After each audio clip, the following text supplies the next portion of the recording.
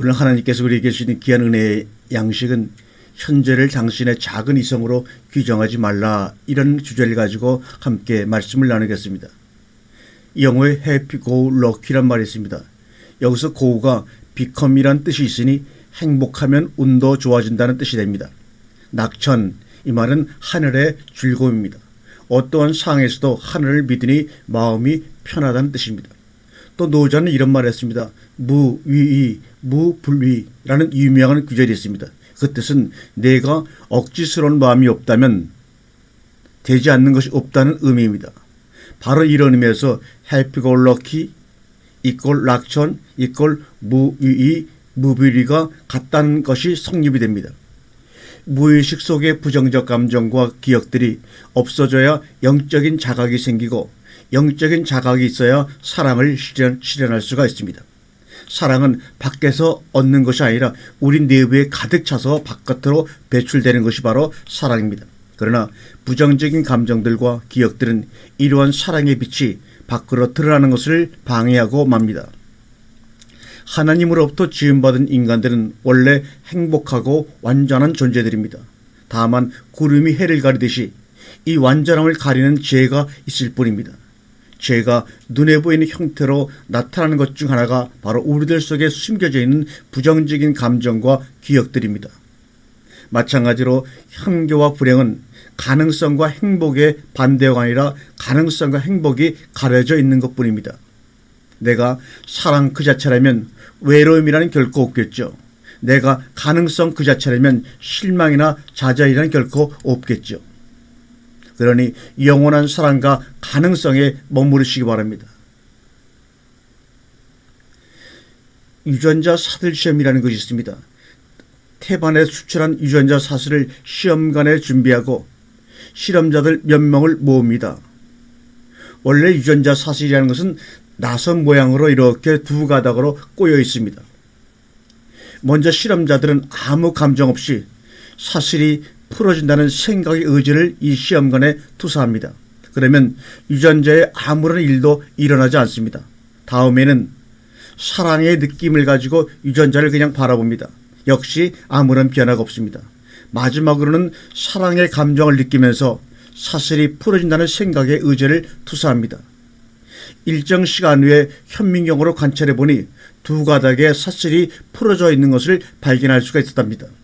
이 시험은 긍정적 감정과 분명한 목적을 함께 갖추면 유전자 사슬의 변화를 일으킬 수 있음을 증명한 아주 위대한 시험 중에 하나였습니다. 기존의 유전학 이론에서는 인간의 성격을 포함한 인체의 모든 정보가 유전자에 담겨 있고 이것은 후천적으로 변경이 불가능한 것이 정설이었습니다. 그러나 최근에 주목받고 있는 후성 유전학에서는 유전자는 항상 후천적으로 변화를 하고 있고 그러한 변화를 일으키는 주요 요소는 생각과 감정이라는 연구 결과를 발표했습니다. 결론적으로 인간의 마음이 유전자 발현의 스위치를 켰다 껐다 하는 스위치라는 사실입니다. 이성의 판단은 물론 현재 내 모습에 대한 정확한 규정이지만 이러한 판단과 말을 많이 사용할수록 당신은 이 상황의 굴레에서 벗어나기가 더욱더 어렵게 되는 것입니다. 당신의 현재 모습이 당신의 미래를 속박하거나 저주하도록 두지 마시기 바랍니다. 결론은 부정적인 상황을 언어화시키면 미래도 그렇게 고착되므로 언어하지 말고 오히려 긍정적인 상황에 대한 확언으로 성장과 발전을 도모하라는 것입니다. 모든 언어는 신체적, 정신적, 사회적, 운명적 경험을 재현하고 내 미래를 규정하는 살아 움직이는 힘이요 생명입니다. 나는 과거의 내가 아닌 되고자 하는 나일 뿐이다. I'm not what I used to be, but what I'll be. 나는 내가 노리는 곳이 아니라 내가 원하는 곳에 존재한다. 나는 나다. I'm not where you aim, but where I wanna be. I'm what I am. 우리의 언어는 목과 같습니다. 현실은 항상 변합니다. 우리가 언어로 판단하는 것은 현실의 못을 박아서 고정시키는 것과 같습니다. 따라서 무판단과 긍정적 언어가 몸과 마음을 건강하고 행복하게 하여 준다는 사실을 우리는 늘 마음속에서 명심을 해야 될 줄로 믿습니다. 오늘 이 시간에 무엇이 아니라 어떻게의 문제라고 우리는 우리 일상생활 한번 시각을 바꿔서 생각해 보시기 바랍니다. what이 아니라 how의 문제다. 이 말은 무슨 말이냐? 창조성을 발휘한다고 하는 것은 무엇이 아니라 어떻게 문제라고 본다는 문제입니다. 당신의 영혼은 지금 평화스럽습니까? 당신의 마음은 지금 행복하십니까? 당신의 몸은 지금 건강하십니까? 영혼이 평화롭고 마음이 행복하고 몸이 건강하려면 우리가 늘 부딪히는 환경과 사람들의 관계 속에서 창조적으로 생각할 수 있는 사고가 우선적으로 이루어져야 합니다. 창조적 사고는 인간이 언어를 가지고 표현하기 전부터 우리 가까이에서 감정과 직관, 이미지와 몸의 느낌을 통해 그 존재를 드러내고 있었습니다. 그리고 창조적인 사고가 더 확장되면 그림, 음악, 춤, 시, 과학 등으로 다양하게 표현되어질 수가 있는 것입니다.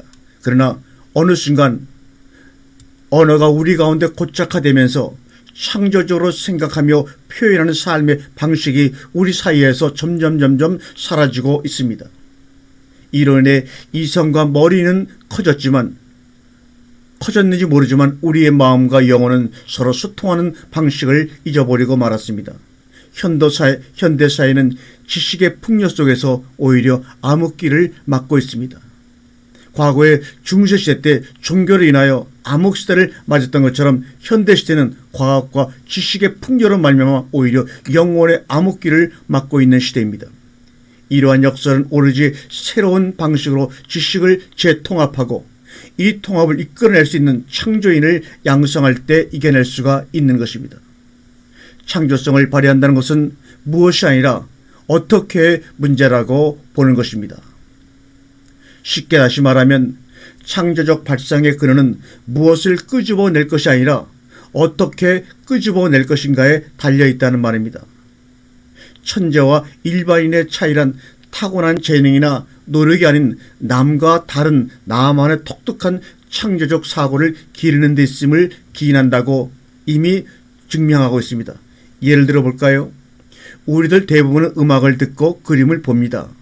하지만 창조적인 천재들은 거꾸로 그림을 듣고 음악을 본다고 합니다. 신기하죠? 테너 가수인 루치아노 파파로티는 피아노 앞에서 노래를 부르는 것보다 머릿속으로 음악을 그리는 경우가 더 많다고 얘기한 적이 있습니다. 창조적 상상력, 믿음의 상상력이란 새로운 것을 얻기 위해 상상하며 하나님께 기도하여 얻어내는 것이 아니라 이미 주어진 것들을 감사한 마음으로 보고 그것들을 통합해 새로운 것을 만들어내는 능력을 의미합니다. 우리에게 중요한 것은 막연한 상상이 아니라 창조적인 상상입니다. 그것만이 우리를 관념의 단계에서 현실의 단계로 우리를 나아가게 해줄 것입니다. 무엇을 생각하는가에서 어떻게 생각하는가로 창조적인 인생을 살아가는 선배들의 고백담입니다. 한번 제가 읽어보겠습니다. 소설가들은 말할 수 없는 것들을 말로써 다룬다. 말은 내적인 느낌을 문자로 나타내는 기호일 뿐 그 느낌의 본질이 아니다. 소설가 어슐라 르곤이 말했습니다. 또 바버럽 맥크리티라는 생물학자는 노벨 생리의학상을 수상한 자인데 옥수수를 연구할 때는 옥수수 책의 일부가 되어 있었다. 또 나는 직감과 직관, 사고 내부에서 본질이라고 할 수 있는 심상이 먼저 나타난다. 말이나 숫자는 이것의 표현수단에 불과하다. 심상이 먼저 나타나서 내가 그것을 마음대로 부릴 수 있게 된 다음에야 말이나 기호가 필요한 것이다. 그러면서 그는 과학자는 공식으로 사고하지 않는다고 말하고 있습니다. 이분이 바로 아인슈타인 박사입니다. 미국 아이오 대학의 뇌과학자인 안토니오 디마지오 교수는 양전자 방사 단층 촬영을 이용해 감정에 따른 뇌의 변화를 추적해 행복의 경로를 추적한 시험 결과로 유명한 사람입니다. 그 시험 결과 이런 얘기를 했습니다. 행복의 감정은 무의식적으로 육체적 느낌을 인지한 뒤 의식적으로 발생한다고 말하고 있습니다. 여러분, 말이라고 하는 것은 느낌을 나타내는 기호일 뿐 그 느낌의 본질은 아닙니다.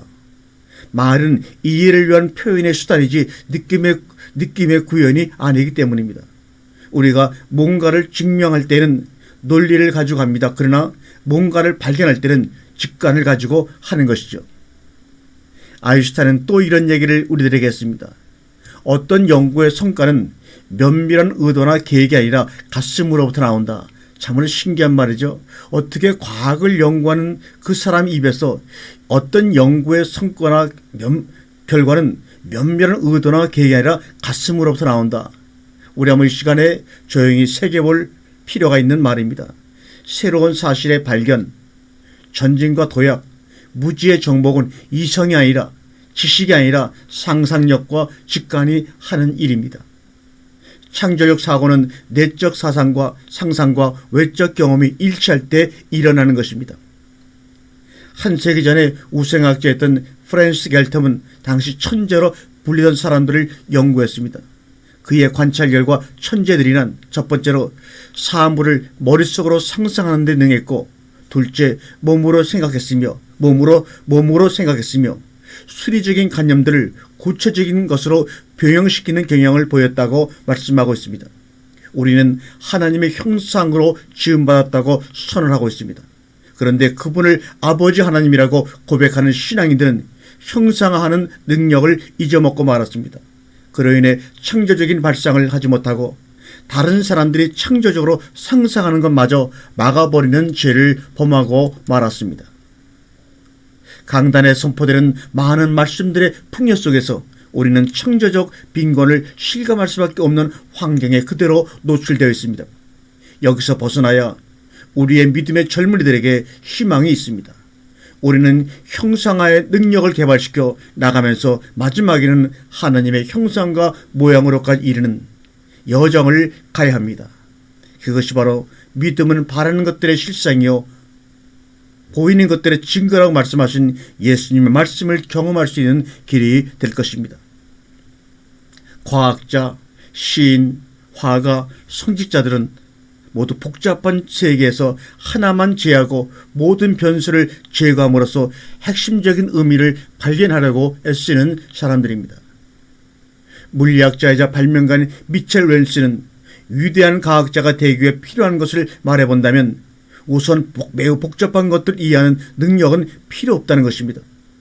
오히려 그 반대라고 합니다. 가장 복잡한 것처럼 보이는 무엇을 간파해서 한순간에 그 저변에 깔려있는 단순성을 파악하는 능력이 바로 과학자들에게 가장 필요한 능력이라고 말하고 있습니다. 이 말을 한번 곰곰이 생각해 보시기 바랍니다. 현상은 복잡하다. 법칙은 단순하다. 고로 버릴 것이 무엇인지 알아내라는 겁니다. 우리의 삶이 창조적인 삶으로 아름다운 여정을 가기 위해서는 무엇을 더하는 것이 아니라 무엇을 뺄까, 무엇을 버릴까, 그것을 발견하는 눈을 가진 사람만이 창조적으로 아름다운 삶과 행복한 삶을 살 수 있다는 것입니다. 인생에서 가장 놀라운 사실은 모든 언어가 두 개의 기호, 모르스 점과 장음으로 옮겨질 수 있다는 사실과 세상의 모든 정보가 0과 1로 변화되어 컴퓨터에 입력될 수 있다는 사실입니다. 세상은 점점 복잡성에서 단순함으로 나가면서 엄청난 힘을 발휘하고 있습니다. 1, 2, 3, 4, 5, 6, 7, 8, 9, 10 10개 숫자를 가지고 만들어내는 십진법보다 0과 1이라는 두 개의 숫자를 가지고 변화되어 만들어낸 세상이 바로 지금의 시대 아닙니까? 이것이 하나님이 창조하신 창조의 기본 본질이자 시스템이 아닌가 생각을 합니다. 헬런 켈러는 피아노 위에 손을 얹고 진동을 느끼면서 음악을 듣곤 했다고 합니다. 그렇다면 음악은 귀로만 들을 수 있는 것이 아니라 손으로도 들을 수 있고 온몸으로도 음악을 들을 수 있다는 것을 헬런 켈러 여사는 우리에게 증명해 보이고 있습니다. 또한 발로는 마르판의 진동을, 얼굴과 손으로는 공기의 움직임을 느끼면서 무용수의 춤을 복원했다고 합니다. 이것이 바로 헬런 켈러 여사의 고백입니다. 현대인들은 과도하게 머리만 쓰는 경향이 있어서 몸이 먼저 일의 처리 방법을 알고 있다는 사실을 잊어먹고 삽니다. 몸으로 생각하는 것은 근육의 움직임, 자세, 균형, 접촉에 대한 우리의 감각에 의지한다는 사실을 잊어서는 안 됩니다. 마음은 몸이고 몸은 마음속에 존재하는 것이므로 이 둘을 별개로 취급해서는 안 됩니다. 마음을 담기 위해서 몸을 사용하고 몸을 고양하기 위해 마음을 사용하는 사람은 시간을 초월해서 살아갈 수가 있습니다. 그러면서 하늘나라의 현실을 갖게 되며 공간을 자유롭게 할보하게 됩니다. 그렇게 함으로써 우리 내면의 천국을 소유하게 되는 것이죠. 우리에게는 박식가와 개척자가 필요합니다. 그들은 상상력이 발행하는 때가 언제인지를 아는 사람들입니다. 감각적 체험이 이상과 결합하고 환상이 실제와 연결되며 영감이 지상과 짝을 이루고 가슴 속의 열정이 머릿속의 열정과 연합하고 한 과목으로 획된 지식이 다른 모든 과목으로 가는 문을 열어젖히는 그런 때를 아는 사람들이 앞으로 신세계를 여는 참 창조인이요 믿음의 사람들인 것입니다. 하나님의 성령은 이러한 사람들을 이 땅에 드러내기 위해 준비된 사람에게 기름 부음을 허락하실 것입니다. 아멘.